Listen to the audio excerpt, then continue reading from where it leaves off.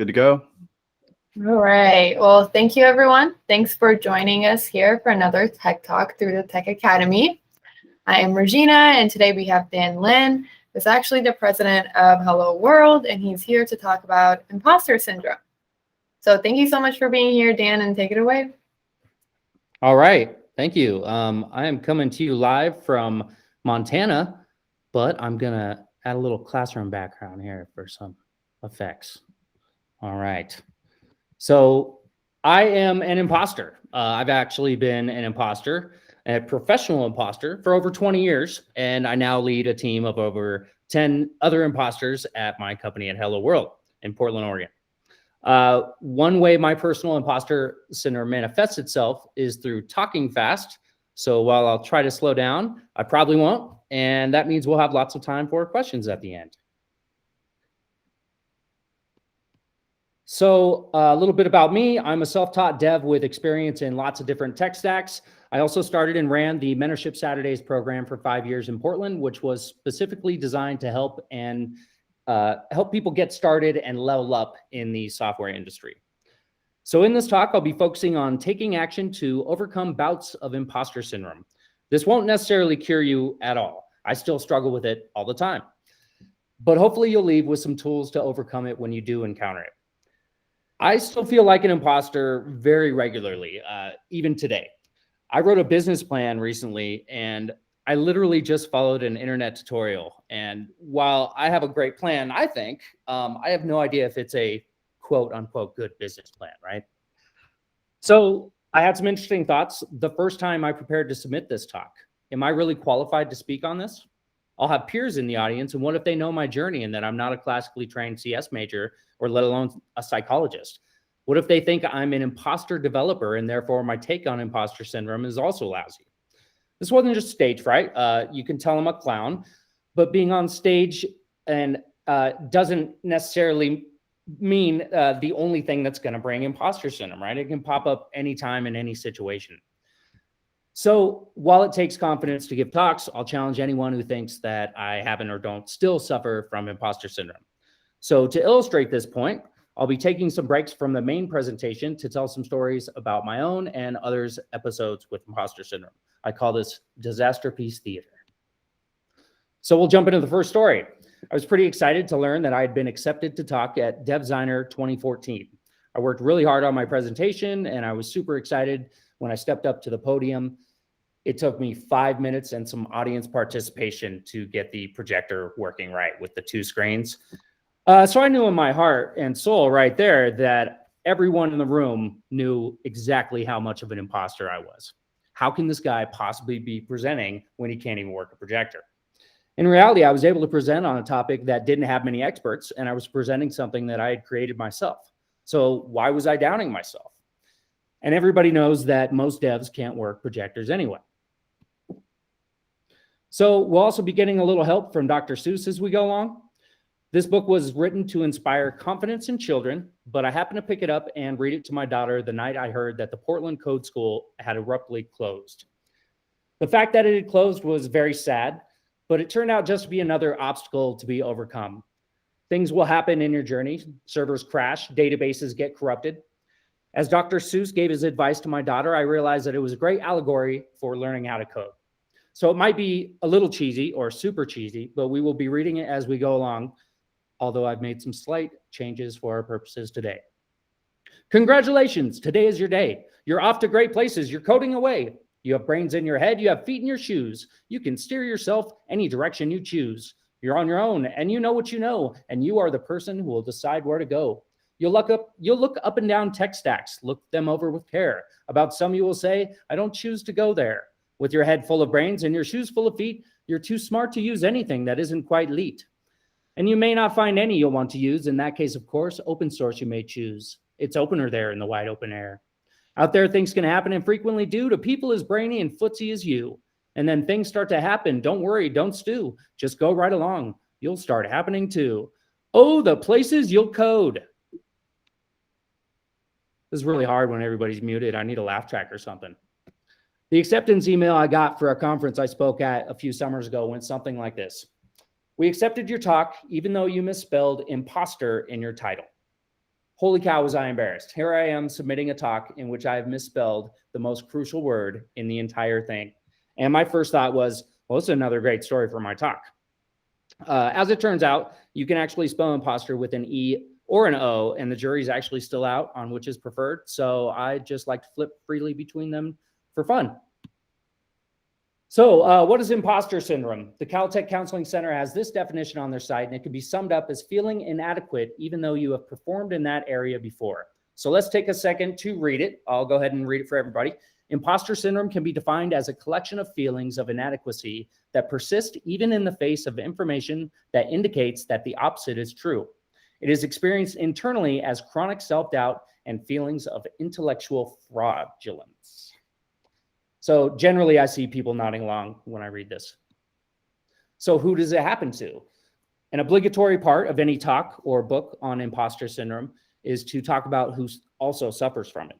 So I found that this is just really common. So while there are many examples to give you, I'm only going to stick to a few for now. The exaggerated esteem in which my life work is held makes me feel very ill at ease. I feel compelled to think of myself as an involuntary swindler. So this is Albert Einstein. Research suggests that 2 out of 5 successful people feel like they are a fraud. And I bet dimes to dollars that this is much higher in development. So this phenomenon was first identified in women entering the workplace last century. Most speculate that doubt of women's qualifications was internalized by the women themselves, and while they were outwardly confident, the women entering the workplace suffered internally. I can definitely notice when women I've worked with have had these feelings more often sometimes than men, at least in my immediate experience. Also, some of the minorities I worked with have experienced this more than I ever have. Through our equity and diversity program, we found that minorities actually experience it differently even than white women may, especially than the way a white male will. So while this talk will focus on imposter syndrome from my perspective as a white male developer, these tools have helped both me and the male and women developers from all backgrounds that I've worked with, and I hope that they can help you too. But I don't claim to be able to accurately speak to the full breadth of a woman or a minority person's perspective on this. So I threw this slide in today to talk about how the pandemic has brought out or worsened imposter syndrome in some folks. And in fact, in some cases, it's actually allowed people to overcome their fears and take on new endeavors, although I think that's a much smaller group. So the threat of furloughs and the possibility of not being able to find a job have definitely intensified a lot of feelings for people who may have already felt things like this. I, for one, can definitely add that the lack of interaction has made me a much more timid person than I used to be. Even giving this talk today, I'm a little more stuttery. I'm saying a lot more than I used to. So I think the pandemic is definitely playing a part in exaggerating imposter syndrome.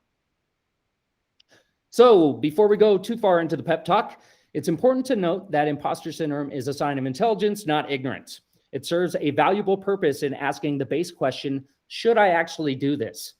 People who lack imposter syndrome can continually run headlong into a wall, not understanding why somebody put a wall there. There's a scene from the movie The Other Guys. It's a great movie with Will Ferrell and Marky Mark. I highly recommend it, in which the hero cops of the city are chasing bad guys across a roof. The bad guys then clip onto a zip line and zip down 6 stories to the ground. The hero cops, lacking any semblance of imposter syndrome, look at each other and one says, "You think what I'm thinking?" And the other says, "Yep, aim for the bushes." So spoiler alert, they jump and the camera follows them all the way down to the concrete. Needless to say, they didn't make it. So even though I'm going to be giving a talk on how to overcome imposter syndrome, it's definitely important to be aware of when you're about to jump off a building.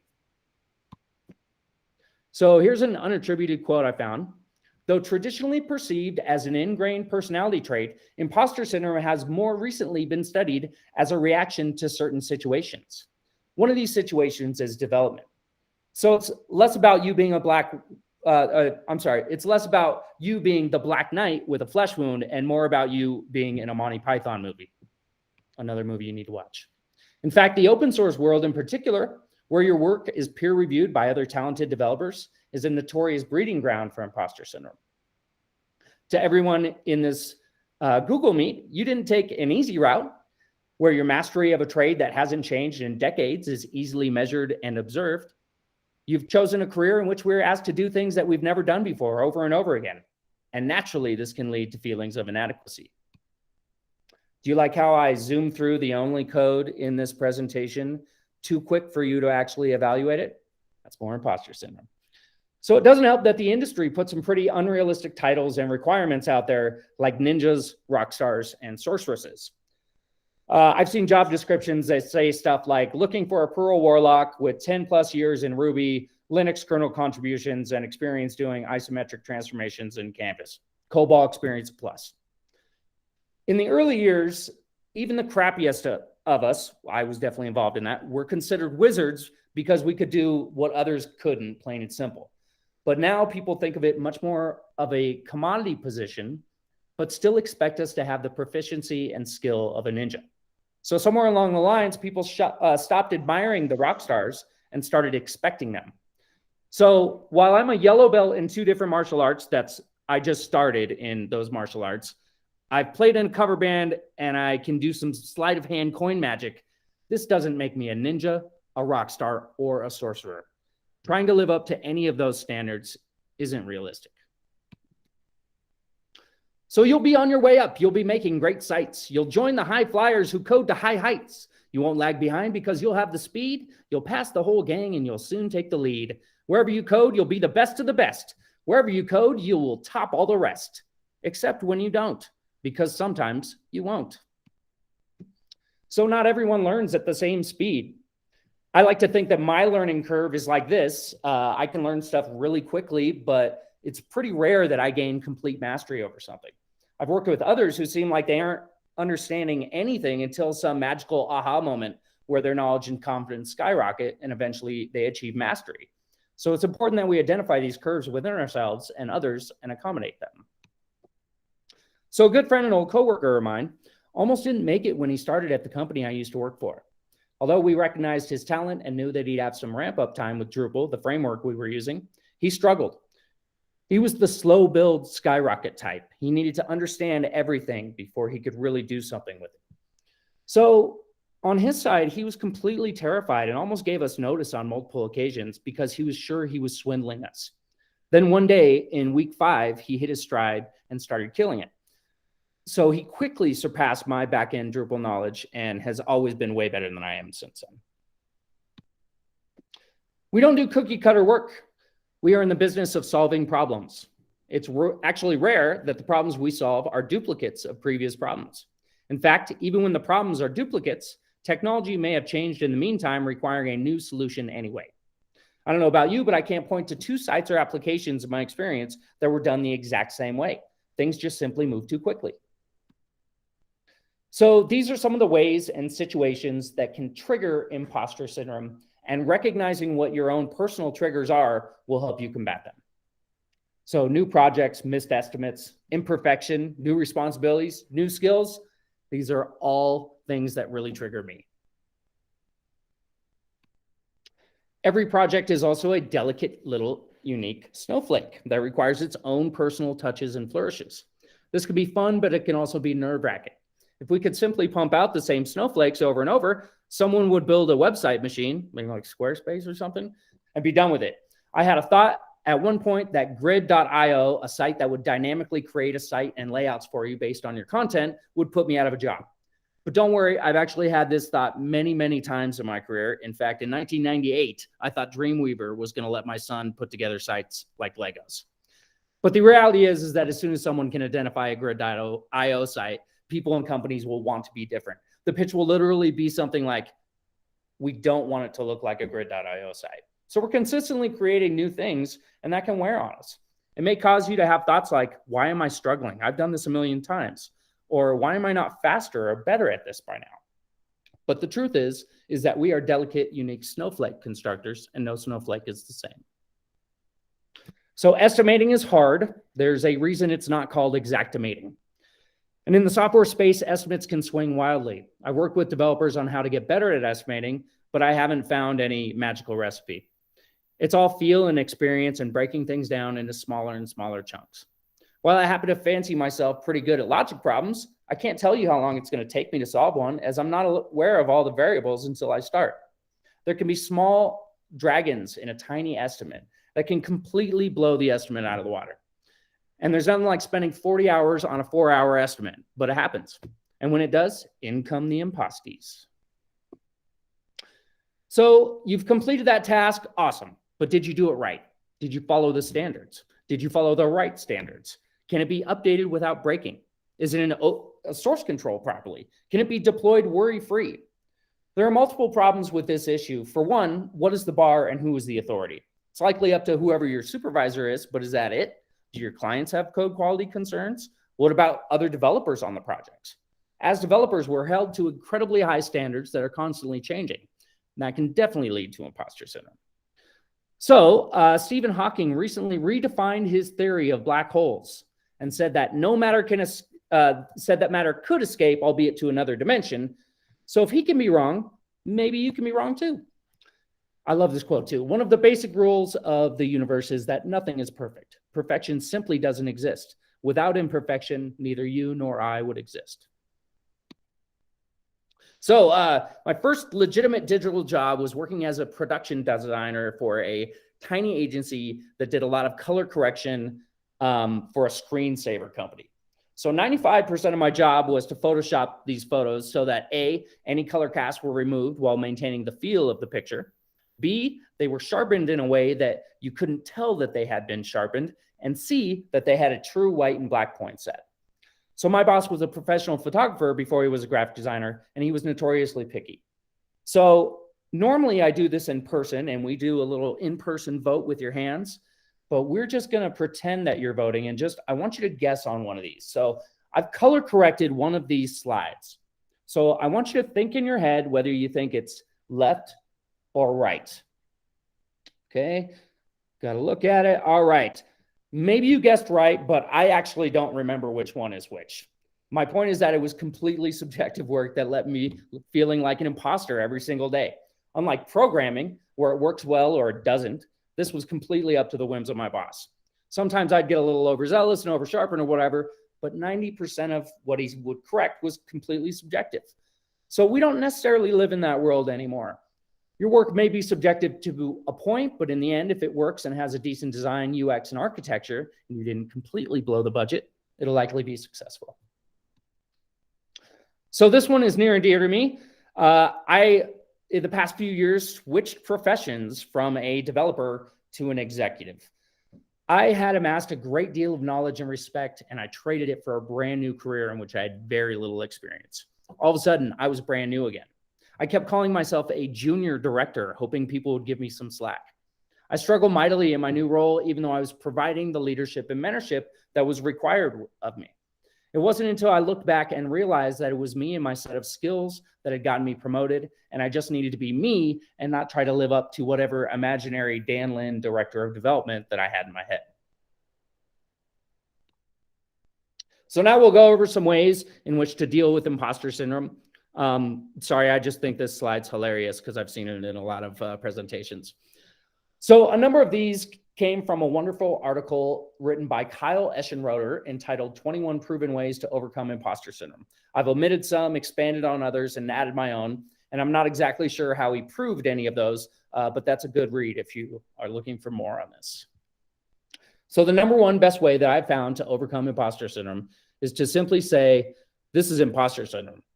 Heck, if you can get yourself to say out loud, I think this might be imposter syndrome, chances are that you'll feel better immediately. So this is normally when I do another group activity and I say, let's all say, I think I have imposter syndrome together. So I'm just going to look and see if people actually mouth it. You don't have to say it, just mouth it for me. On 3, not 1, 2, say it, but then 1, 2, 3, then say it. I also do project management. Ready? 1, 2, 3. I think I have imposter syndrome. At least a few of you did that. I appreciate that. Thank you. Presenting online is a little tough. All right. talk to somebody you trust. Hopefully this person is somebody who will not just tell you what you want to hear, but tell you the truth. And that truth is likely that you're being too hard on yourself. So rubber ducking. This is a very well-known technique. If no one is around, just saying it doesn't help, just start talking to yourself about the problem. I know it sounds silly, but it's a well-known technique. I actually have a little clown on my desk that I'll talk to sometimes. The basic idea is that sometimes you just need to talk it out. So I used to have a client who would call me up and was very long-winded. He'd go on for 5 minutes about the problem he was having, and 9 times out of 10, he'd end up saying something like, oh, well, shoot, I guess all I had to do was this. And then we'd be done. So I started not answering his phone calls and sending him straight to voicemail where he'd just solve all his own problems. And I don't think I ever talked to him again. So we're not perfect, and despite job descriptions to the contrary, we don't and can't know everything. Maybe at one point you could, but no longer. I've accepted that my lack of a formal CS degree hinders my ability to work on low-level architecture. Although I've written a Java app before, I barely knew what I was doing and would be in trouble if I actually had to manage more than one memory thread. But that's fine. I simply look for help in those areas or plainly state that I might not be the best for the job, but I'll give it a whirl anyway if needed. So some of you may be thinking through this talk, holy cow, these are dated references. Well, 2 things about that. I'm old in the dev world and don't code as much anymore. And what comes around goes around. I've been in development long enough to remember when JavaScript was the new cool hotness, then fell out of favor as a script kiddie language, then became the new cool hotness again. So just try to get as much value out of the stories and references that you can and not focus on how old the tech is. This is more of my imposter syndrome talking, by the way. So I also have a condition that my friends have coined that is very similar to bitchy resting face, if you've ever heard that. It's called asshole listening face. When somebody is describing a problem to me, I make a face similar to this gentleman. And in my head, I'm thinking, wow, that's a really hard problem. I wonder how I can help. But apparently it comes off more like, when is this person going to stop talking to me? So now that it's been identified, I try to combat it, but it's just a known thing that I'm constantly working at. So sure, I'm no good at memory management, and machine code is as foreign to me as it is to my dog, but I've also been a leader in some other areas. I was doing cool stuff with Scriptaculous way before jQuery was around. I remember tables and layers, and I've even used the Zoom CSS property on purpose. I have skills in many intangible areas that make me a very valuable developer. So when I'm faced with a problem that has me temporarily stumped, I try not to beat myself up too much. I'm sorry to say so, but sadly it's true that crashes and hackers can happen to you. You'll get all hung up in a prickly perch and your gang will fly on. You'll be left in a lurch. You'll come down from that lurch with an unpleasant dump, and the chances are then that you'll be in a slump. And when you're in a slump, you're not in for much fun, for unslumping yourself is not easily done. So I'm a full stack dev, but I lean towards the front end. And a long time ago, I thought it'd be a great idea to get a virtual private server and start hosting other people's sites. I can configure Apache. I knew how to set up virtual hosts. Figured how hard could it be, right? So fast forward through 6 months of it just making money for me. And then all of a sudden, all my clients are calling me. I've been blacklisted from the email servers. My servers have been hacked. So I was thrown into a panic. I went through and checked processes, killing anything I couldn't verify. I learned everything I could about IP tables and firewalls. Finally, I offered to pay a friend of mine with some experience to come over and take a look at it with me. Luckily, he only charged me a 6-pack. While I was sitting there beating myself up for thinking I could do something like this, he was admiring the sophistication of the attack in which they hacked a mail server into the SSH client so that everything looked like a legit SSH login. I've been sitting there thinking that I had no business hosting sites, which is still very debatable, and I try not to host sites if I can avoid it. But in reality, I'd just been out hustled by somebody who makes hacking into servers their job. I can't beat myself up for that, and once I came to that conclusion, I was able to move on. So obviously, we're all different. The same skills that make me a good developer may not be the same set of skills that make you one. If I was constantly comparing my skills to somebody with a CS degree, I'd go crazy. Not only did they sit through 4 years of in-depth computer science training that I didn't receive, but they actually have a piece of paper that says they can do it, which is a nice segue to the next point. This is for all the self-taught people here.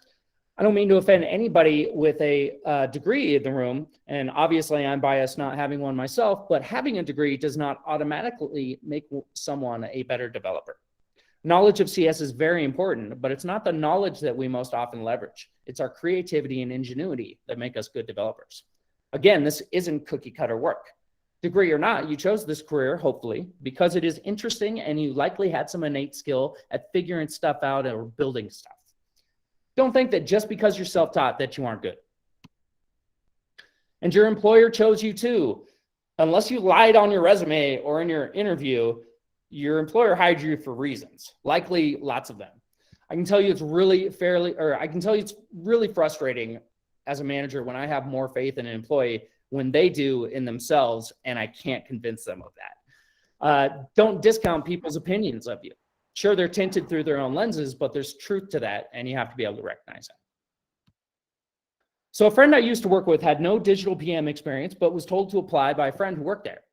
We saw some great things in him and hired him, but when he got the job, he had a huge case of the imposties. He tried to focus on his experience of running a venue to try and validate himself rather than just being open and honest about being new to it. When he realized that he had the validation of his team and that he had been hired based on potential, he was able to refocus on learning the new job and is now very successful. Actually, a partner in his own agency now. So we are superheroes. We swoop in and save the day often, but we do it with creativity and not laser beams.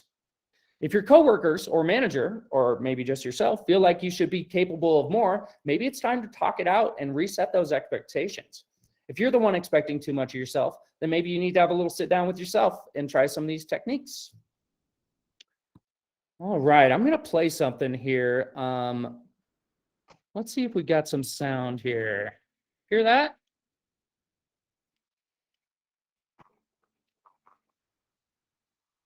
No, we can't hear it. Oh, you can't hear it? Oh, that's too bad. Okay, well, you can't hear the really awesome music, but we can still watch it.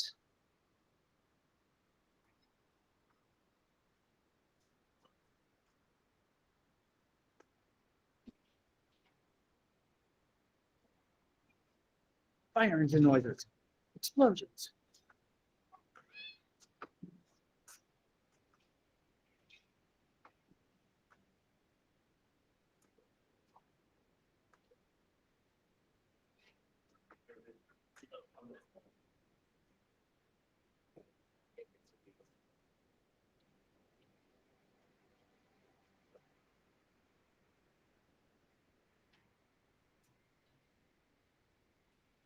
Be the Batman. So in this trailer, you see everyday people faced with extraordinary circumstances where it's easy to just give up. But instead, they become Batman and overcome their obstacles. Here's why Batman resonates with people, I think. He has no superpowers. He's just a human. Granted, he's super rich, insanely focused, a martial arts expert, and a weapons inventor, but still, his greatest asset is his mind. We all have the capability to dig within us and find our inner Batman. Over the years, I've actually learned how to embrace stressful situations and sublimate the stress into a frenetic energy that tends to fuel me. It took me a while to do, but it was basically the realization of the old adage, when the going gets tough, the tough get going. So be the Batman. Losing is definitely part of any game. Apologies to LeBron fans, go Blazers. Babe Ruth has struck out many times. LeBron is generally regarded as probably the best player in the universe, but he's lost plenty of championships. Missing shots and even losing are a part of any game, and in reality, a part of life. We would be nervous wrecks if we were expected to do the exact right thing at the right time, every time. So try to cut yourself some slack. You will come to a place where the docks are not marked. Some words are highlighted, but mostly they're darked. A place you could sprain both your elbow and chin. Do you dare to stay out? Do you dare to go in? How much can you lose? How much can you win? And if you dive in, should you turn left or right? Or right and 3/4, or maybe not quite, or go around the back end and sneak in from behind. It's simple, it's not, I'm afraid you will find, for a mind maker-upper to make up their mind. So I recently helped OMSI, a science museum here in Oregon, do a rebuild. Not having the necessary budget for the project, they asked me to just architect the site and guide their devs through the development of the site. So I'd recently become director of development, so this sounded right up my alley. I led them through 14 weeks of agile development, and then 2 weeks before the expected go live date, an issue with their calendar, the main feature of the new site, came up as a showstopper. Turns out that using Drupal views to query a date range on a multi-value field collection was a little tricky. So I tried a new method, and then the pager stopped working correctly. Tried another one, had different problems. This problem was so weird. Again, I actually hired a friend of mine to take a look. In the meantime, I had to go to my client and explain that while everything had gone swimmingly up until then, we finally hit a roadblock with major implications and that their timeline was no longer valid. Talk about imposter syndrome. I've been hired to do something, and I was now enlisting others to do that very thing. Luckily, I've had 15 years worth of imposter syndrome experience, and using many of the tools here subconsciously, the feelings are now fleeting for me. For what it's worth, the calendar was fixed and was live, and it was a sort by function that I was missing at the end. So don't have regrets. You don't want to be on your deathbed and say to yourself, boy, I'm sure glad I gave up on X because I'm not sure I could have handled the success. So dive in, take the risks, and be adventurous and courageous. This is my friend Slavko, who just got certified to jump on his own. This is probably not the best example for me, though, because there's no way you'd get me out of a plane. You can get so confused that you'll start into race, down long rabbit holes at breaknecking pace, and grind on for miles across the weird hyperspace, headed, I fear, towards a most useless place, the waiting place. For people just waiting for a train to go, or a bus to come, or a plane to go, or a program to compile, or a new version to show, or the phone to ring, or the snow to snow, or waiting around for a yes or no, or waiting for their hair to grow. Everyone is just waiting. Waiting for the client to bite, or waiting for the wind to fly a kite, waiting around to deploy at night, or waiting perhaps for their rich Uncle Jake, or some angel funding, or a better break, or a string of pearl, or a pair of ampersands, or a bracket with curls, or another chance. Everyone is just waiting. So what's the best way to dive in? Just do it. Take action. I wish I could get back all the time I spent standing at the top of the half pipe, 1 foot on the board, just too afraid to put my other one on and take the plunge. And when I finally did it, all it took was taking action. So stop overthinking it and do something. The very act of doing something is contrary to feeling like an imposter. No, that's not for you. Somehow you'll escape all that waiting and staying. You'll find the Git repos where Google is playing. With banner flip-flapping once more, you'll ride far, ready for anything under the stars, ready because that's the kind of person you are. So I wish I didn't identify with this one as much as I do, but it's absolute truth.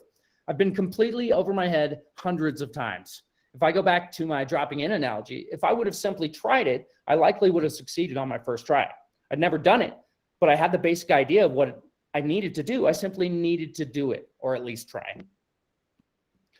So one of the most widely recognized ways to truly overcome a bout with imposter syndrome is to write. Write what you're feeling. If you can't do that, write gibberish. They say to let the negative thoughts flow out of the pen onto the paper. That doesn't work for me, but it might work for you. Just this simple exercise can have a profound effect on your mental state. But even more importantly than writing when you're feeling down is recording your successes. When you start to get down on yourself, you can then go back to this journal of successes.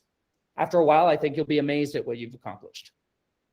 So I started seeing a new doctor once, and the first appointment was very revealing as she sat me down and had me tell her about every injury and sickness I ever had. As I was recounting my stories, it started to become clear that I've had a lot of head injuries, like double digits.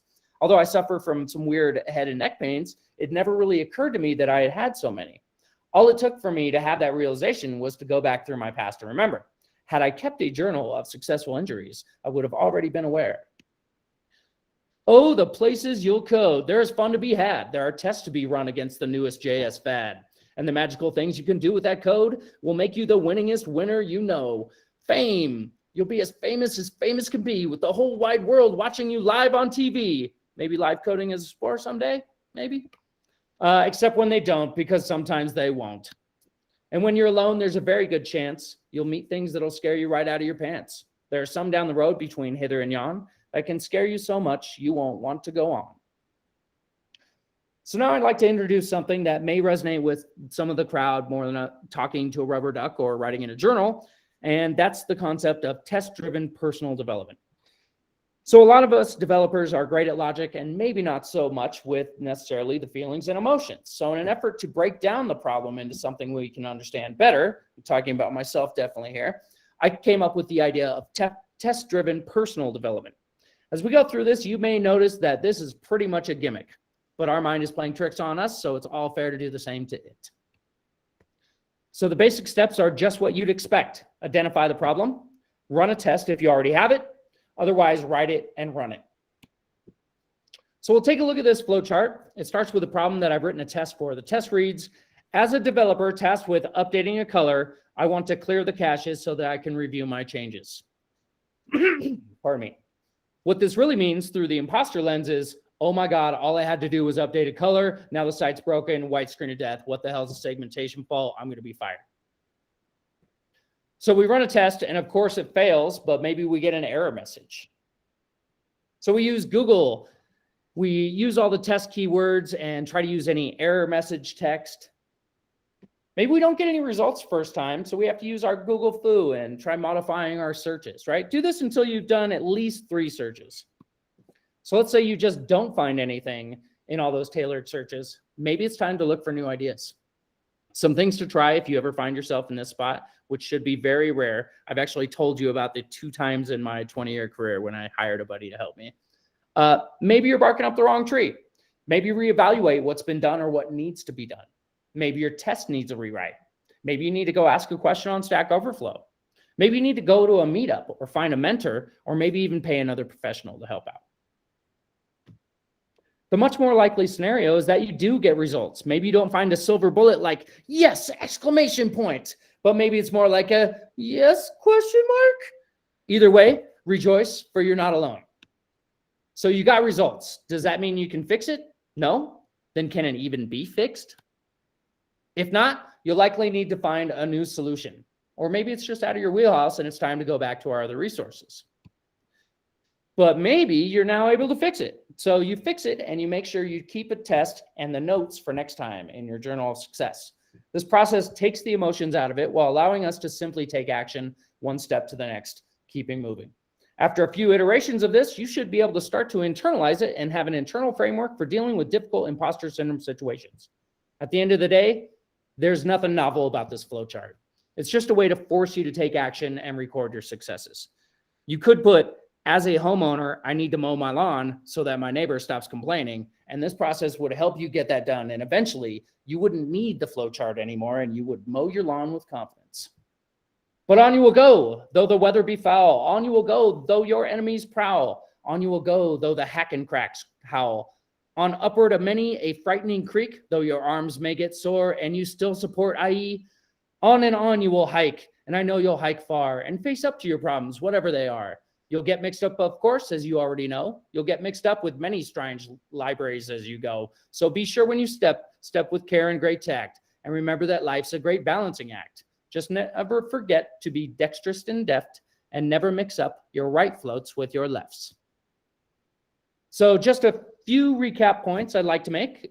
You don't suck. This is literally a part of your profession and we all get it.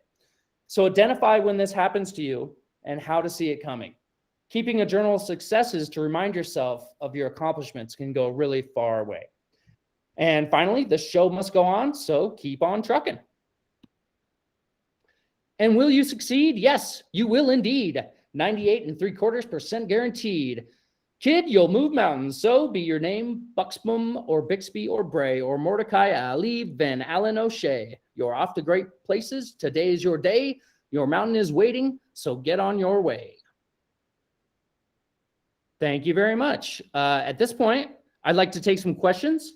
Normally what happens is people start feeling imposter syndrome and don't necessarily want to ask me questions, but they want my email address so they can ask me later. So if you wouldn't mind trying to get over that hump and asking these questions now so that everybody can benefit. I missed any jokes. I'm sorry, I was yakking away. Please ask your questions now is what I'm saying. I'm going to go ahead and stop presenting so I can get back to this chat here. Yeah, we do have some good comments in the chat.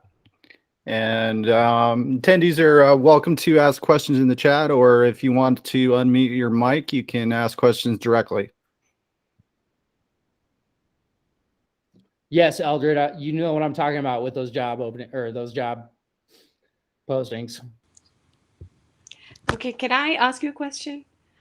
The thing is, I'm more or less stuck in a dilemma here.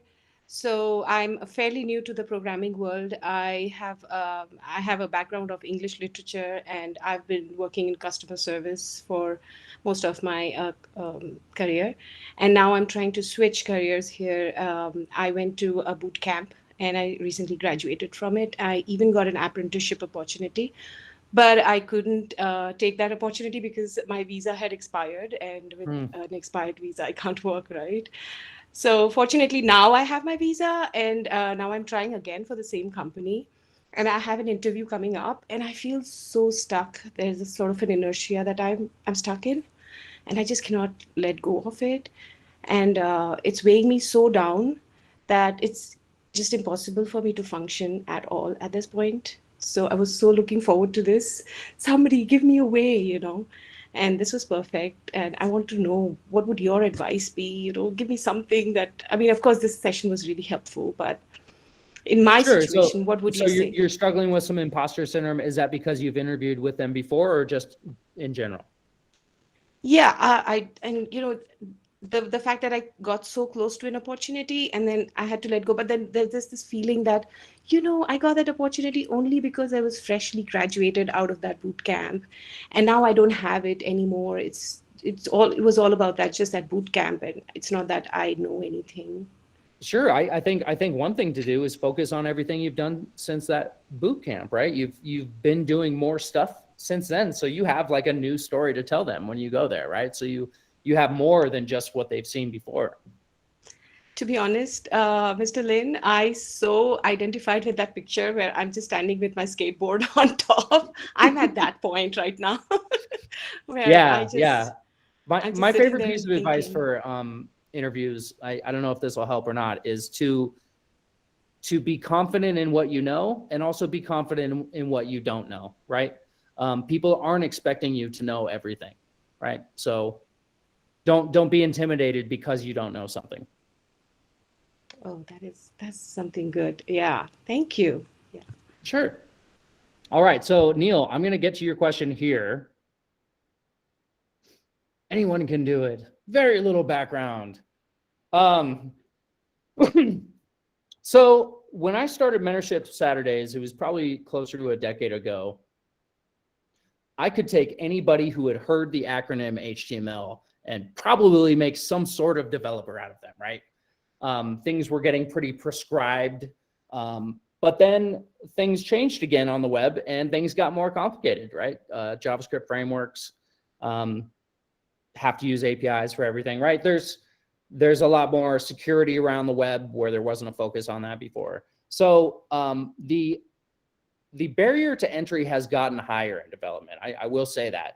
But I will also say that because it's still a younger industry, relatively, the website of it, it's still there's still a lot of value given to people who are able to figure out their own work. And the way I always tried to help people who were self-taught and or coming from a code school is that you want to focus on the stuff that you do, the actions you've done, right? So while you don't have the experience of college necessarily, you may have a lot of work product that you've done to get there, right? You've had to do stuff to get to where you are now, right? So focusing on all that work product and what you've actually done, that seems to be, that was always a good way for me to kind of get my foot in the door without a degree, right? Is to really focus on the things I could do rather than the stuff I was missing when it came to the degree.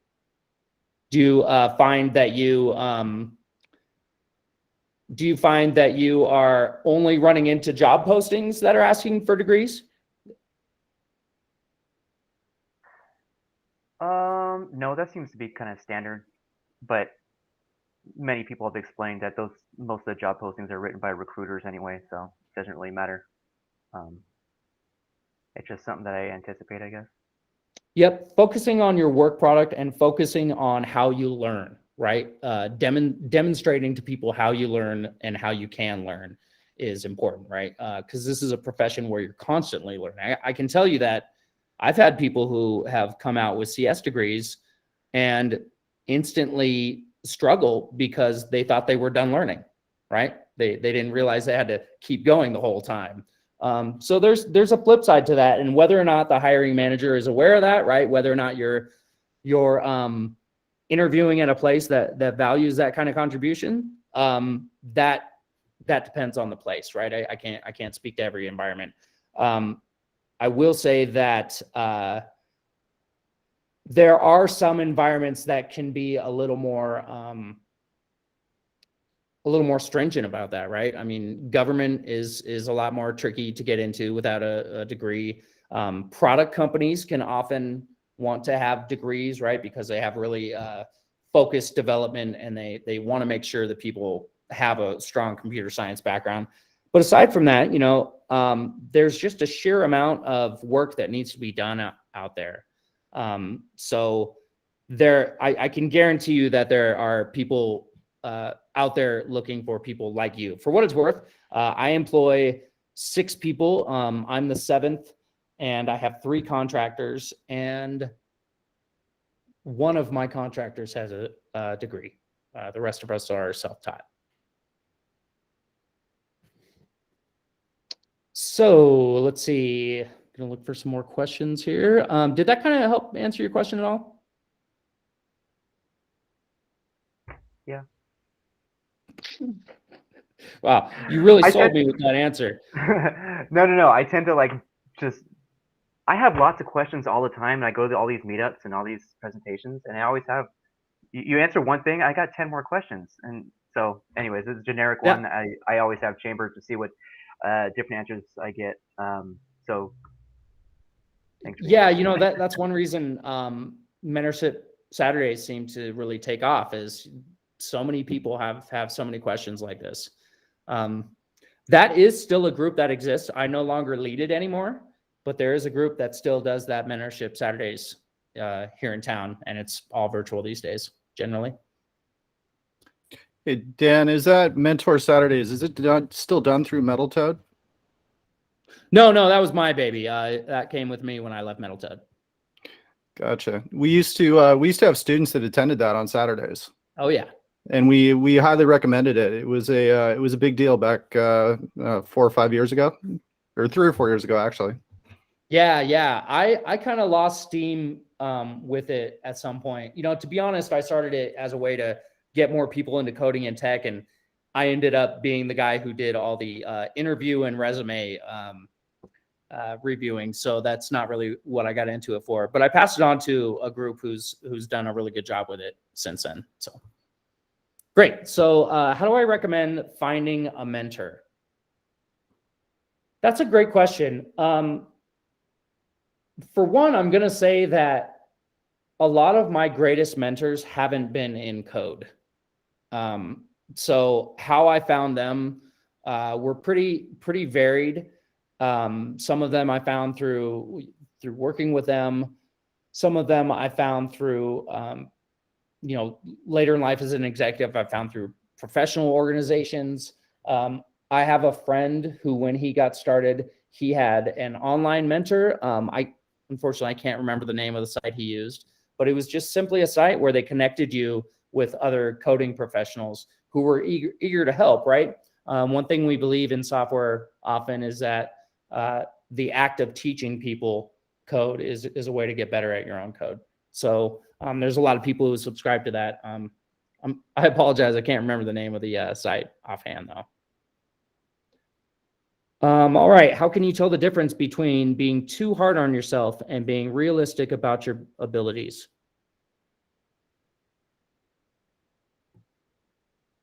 I would ask myself if me being too hard on myself is preventing me from using my abilities, right? Am I not doing something simply because I'm afraid? Is it something that if I do it, there's going to have major repercussions that I really need to be aware of, or am I simply being scared of doing the act? So how can you tell the difference? I think it's great to ask people for clarification, right? I've got no qualms about asking people for advice if I'm struggling with something like that internally. Granted, we're talking about imposter syndrome here, so asking other people about your problems can be a tricky thing sometimes. But I think in the way you phrase that thing, it's also a way to, it's also, for me, it's been a way to strengthen relationships with people too. Like I'm struggling with this thing here. I can't tell if I'm being paranoid or if there's really something to this and I shouldn't pursue it. I don't know that there's a magic recipe for that. Other than, be sure to get other people's advice too. Especially if you're not sure if you're giving yourself or if you're being too hard on yourself or not. I would say a good test for whether or not you're being too hard on yourself is the take action part, right? Run a pilot, do a demo, give it a whirl. So any advice for self-teaching programmers? There are some insecurities around doing it myself versus doing a boot camp or college. Sure, I've got lots of advice there. One big thing is find projects for yourself. And when I say find projects for yourself, obviously paying is better than not, but if you can't create problems for yourself, right? So I got into home automation and I realized, oh, this is an opportunity to finally like use a Raspberry Pi and stuff and do hardware stuff that I've never touched before, right? So giving myself that problem of running a little Raspberry Pi like made me a much better system admin person because I was able to kind of get in there and play with it. And I was actually interested in what I was doing towards a goal rather than constantly doing coursework or online tutorials, right? So having a project that you want to work on, I guarantee you there's somebody that needs a website somewhere, right? And I bet you they'd probably pay you $500 to do it. That's a great way to get started too. Little segue. I always recommend doing fixed price projects when you're starting out. For one, there's no surprises at the end, right? For two, like I said earlier, estimating is really hard, right? So one thing I used to do early on in my career is I'd say, hey, I'm new with the Drupal CMS platform, but I think this would be a great solution for you. I'd like to give you a discount and I'll do it for $2,000. This is a long time ago. I'll do it for $2,000.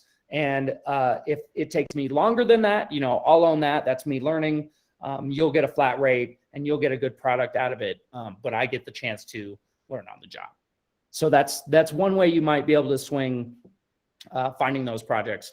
I used to recommend places like Upwork to find little contracts, but I worry about the transactional nature of those sites these days. And like I said, we're more of a commodity. So if you produce something through somebody on Upwork or Fiverr or whatever, and it's not necessarily up to their standards, right? That can just cause a lot of weirdness. So I recommend for your first projects, if ever you can lean on nepotism in your life, this is the time, right? Does your brother need a site? Does your best friend need a site? That kind of thing. I've actually approached businesses in my area. There was a coffee shop, or I'm sorry, not a coffee shop, a comic book shop that had just the worst website ever. And I used it as an opportunity to create a WordPress site, right? That one I did for free, kind of a labor of love. Not that I recommend doing that. But just a way to kind of drum up some of that early clientele. And again, that early clientele, that's all work product that feeds into your next job. Since I'm kind of going here and I got 2 more minutes, I'm going to say one more thing about portfolios and stuff. Your website, your portfolio should be one of the crown jewels of your portfolio, right? Don't overlook that opportunity to over-engineer a website and show off your chops with nobody telling you what you can and can't do on it. So make sure your portfolio actually displays your skills, right? Don't just use a GitHub page, please. All right. How do I define the line between fighting and being potentially overconfident? That can be tricky. That can be tricky. Time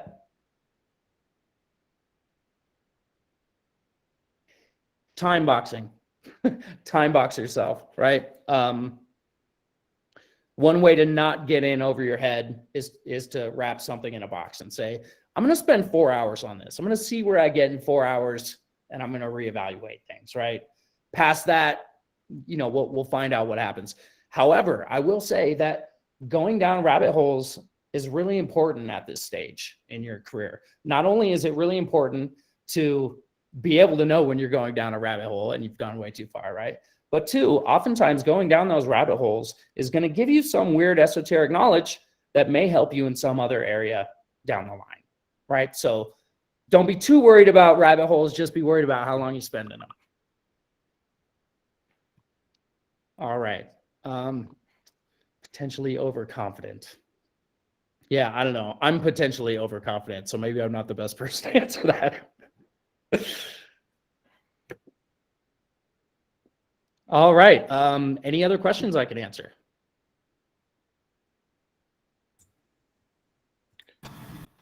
Well, Dan, did you, with starting your Hello World company, what was the kind of thought process of you going out and saying, hey, I've worked for Metal Toad, I've done, just some good things, but I can do this on my own. What kind of gave you kind of the push to start your own company?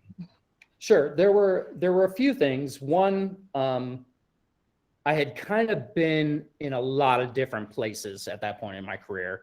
And at Metal Toad, I was there about 5 years. I'd kind of reached the last place I could get there, right? I topped out at director of development. The VP above me is still there to this day. So I wasn't going to get his job anytime soon, right? So there was that. And then there was the fact that I had amassed a bunch of management experience and had a lot of exposure to the business side of it, right? The planning, the estimating, the sales process, stuff like that. And also having done a bunch of freelance work on my own, it sounded like something I can do. Now, let me say that I didn't plan on starting an agency, right? I planned on doing some light recruiting here and there and going on more speaking tours and stuff like that. And it turned out that people really still wanted me to do development. So I kept doing development. Turns out I got another project where I needed a hand on it. So I had somebody help me out on it. They were my first contractor, and things just kind of grew from there until the point where, we'd been around for a couple years and it was time to make it real and get benefits and hire employees. I joined a professional association I mentioned earlier called the Entrepreneurs Organization. They had an accelerator where I got a lot of training to plug a lot of the business holes that I was missing. So that's kind of the journey of how Hello World evolved. And that is a great company name. I do have to say that. Thank you. Development company name. Thank you. A little ubiquitous, but that's okay. Yeah, no, it's great. All right. Any other questions? All right. Well, I'm going to actually put Dan's LinkedIn in here if you'd like. So if you have any questions, you can for sure message him on there. Here's that. And then just to let you know, we do have these tech talks every Fridays. And next week, we actually have someone coming in talking about how they started in a boot camp and now they're a lead at Nike. So if you're interested in that, here's the link for that. Do you mind telling me their name? Yes, it's Joe Krasa. Oh, don't know. Okay. Don't know. I've heard that story before, though. That's cool. Yeah. But yeah, so if you're interested, you can also join that one. But thank you so much for being here, Dan. That was an awesome presentation. And thanks for everyone else for joining us. Yeah, thank you. Great. Thank you all for putting up with my rusty, stale presentation. Oh, it was awesome. Yeah, Dan, that was a great presentation and really good for our students, people that are new to the industry. I think that's pretty inspiring. Awesome. Great to hear. Thanks, everybody. All right. Thanks, Dan. Take care. Bye. Bye, Dan. All right. Thanks everyone for coming out. And yeah, you can join us next Friday.